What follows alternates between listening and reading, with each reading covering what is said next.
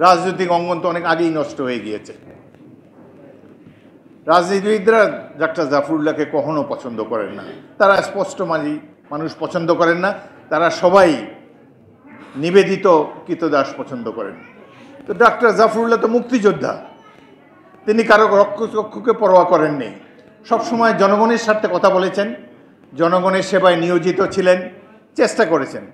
আরেকজন যে একটি কথা বললেন, রুমিন যে বললেন, দেশের মানুষ, সাধারণ মানুষ যে চিকিৎসা নিতে পারে না, সেই চিকিৎসার জন্য তিনি বিদেশে যেতে রাজি হয়নি। 18 কোটি মানুষের মধ্যে এমন মানুষ কি পাওয়া যাবে যিনি নিজের জীবন বিলিয়ে দিয়েছেন? আমার দেশের সাধারণ মানুষ যে চিকিৎসা পায় না, আমিও বিদেশে যাই সেই চিকিৎসা নিব না। এত বিশাল হৃদয়ের অধিকারী মানুষ আমাদের চোখে সাম্প্রতিক সময় দেখি নাই, দেখতেও পাবো না। এই হলো ডাক্তার জাফরুল্লাহ চৌধুরী। ডাক্তার জাফরুল্লাহ চৌধুরী ছিলেন গণতন্ত্র মনা।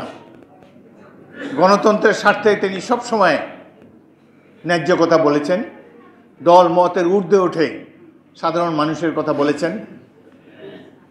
যেই স্বাধীনতা অর্জনের জন্য তিনি সব কিছু ফেলে রেখে লন্ডন থেকে ঢাকায় এসে বাংলাদেশে এসেছিলেন, সেই গণতন্ত্র আজ দেশ থেকে নির্বাসিত। বাঙালিরা 1937 সাল থেকে ভোট দিয়ে তাদের নেতা নির্বাচন করে এসেছে। আজকে দেশে গণতন্ত্র নির্বাচনে ভোট ব্যবস্থা ধ্বংস হয়ে গিয়েছে। আজকে দেশে উপজেলা নির্বাচন হচ্ছে, টেলিভিশনে দেখাচ্ছে, কেন্দ্রগুলা খাখা করছে, কোনো ভোটার সেখানে যায় নাই। কেন এই অবস্থা হলো? কেন মানুষ ভোট দিতে পারে না? কেন মানুষের গণতান্ত্রিক অধিকার সমূহ বিলুপ্ত হলো? কেন দেশে আইনের শাসন নাই? কেন মানুষের মৌলিক অধিকার নাই? যেই লক্ষ্য অর্জনের জন্য ডাক্তার জাফরুল্লাহ এবং আমরা যুদ্ধ করেছিলাম, কোথায় গেল সেই সামাজিক মূল্যবোধ, মানবিক মর্যাদা, সাম্য, সামাজিক সুবিচার? বিলুপ্ত হয়ে গিয়েছে বাংলাদেশ থেকে বর্তমান ক্ষমতাসীন সরকারের দুঃশাসনের কারণে।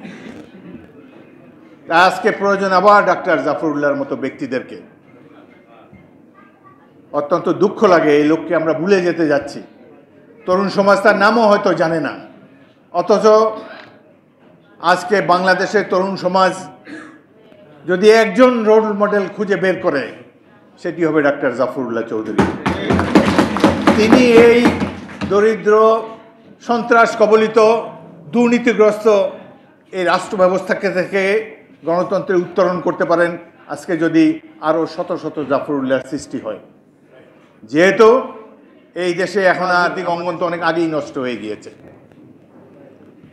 রাজনীতিবিদরা ডাক্তার জাফরুল্লাহকে কখনো পছন্দ করেন না।